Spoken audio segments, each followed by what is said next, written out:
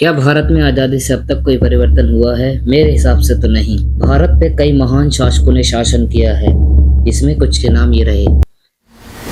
भारत पे पहले हिंदू शासक चंद्रगुप्त मौर्य ने भारत पर शासन किया। चंद्रगुप्त मौर्य भारत के पहले हिंदू राजा थे जिन्होंने मौर्य वंश की स्थापना की। चंद्रगुप्त मौर्य के पोते अशोक सम्राट ने मगध में मौर्य वंश की स्थापना की। उन्होंने उत्तर भारत के राज्य को एकीकृत किया।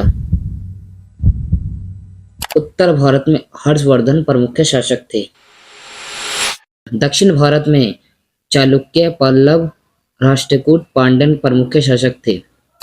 बाबर भारत पर शासन करने वाले पहले मुगल शासक थे। उन्होंने अफगानों और राजदूतों के खिलाफ पानीपत, कावा और घाघरा की लड़ाई जीती। ब्रिटिश राज। मुगल शासन 1526 से शुरू होकर 1857 तक रहा। मुगल साम्राज्य भारतीय उपमहाद्वीप में मध्य 16वीं शताब्दी से 17वीं शताब्दी के अंत तक प्रमुख शक्ति था। 1857 में ब्रिटिश राज ने मुगल शासन को खत्म कर दिया। ब्रिटिश सरकार ने भारत पर 1757 से 1947 तक शासन किया। इस शासन को उपनिवेशवाद के नाम से जाना जाता है। 1757 में प्लासी की लड़ाई के बाद अंग्रेजों ने भारत में अपना प्रभुत्व स्थापित किया। 1858 से 1947 के बीच ब्रिटिश क्राउन ने भारत पर शासन किया। 20 फरवरी 1947 को यूनाइटेड किंगडम के प्रधानमंत्री क्लाइमेट एटली ने घोषित किया कि भारत को 30 जून 1948 तक पूर्ण स्वतंत्रता प्रदान की जाएगी। इसके चलते 15 अगस्त 1947 को भारत को आज़ादी मिली और आजाद भारत के सर्वप्रथम प्रधानमंत्री पंडित जवाहरलाल नेहरू थे। 17 आम चुनावों में कांग्रेस ने 7 बार स्पष्ट बहुमत हासिल किए और 3 बार सत्ताधारी गठबंधन का नेतृत्व किया।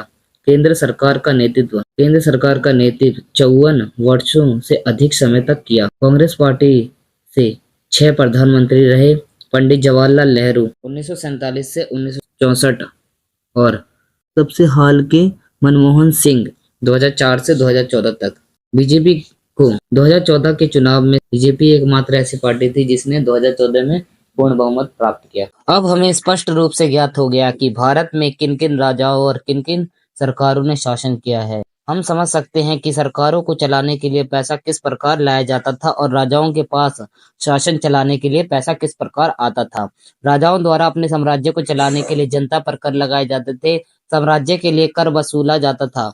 इस व्यवस्था के विपरीत कई साम्राज्यों में कर का नाम बदलकर राजस्व भी बोला जाता था। भारत में जब ब्रिटिश शासन काल चल रहा था तो भारत में 3 प्रकार की कर व्यवस्था प्रचलित में थी।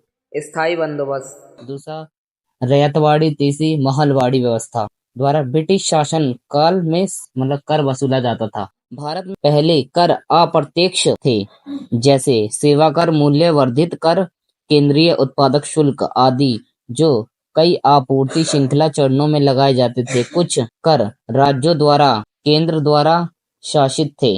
वस्तु और सेवाओं दोनों पर कोई एकीकृत और केंद्रीकृत कर नहीं था। भारत में कर व्यवस्था का नाम बदलकर 2017 में जीएसटी लागू किया गया। इन सभी बातों को जानकर यह निष्कर्ष निकलता है कि पहले भारत में राजा राज करते थे, अब वर्तमान में सरकार राजा के रूप में राज करती है। पहले राजा कर वसूला करते थे, आज के टाइम पे सरकार जीएसटी के रूप में कर वसूलती है। भारत में सबसे ज्यादा कर पहला तो शराब पे है, दूसरा एजुकेशन मतलब शिक्षा व्यवस्था पे है।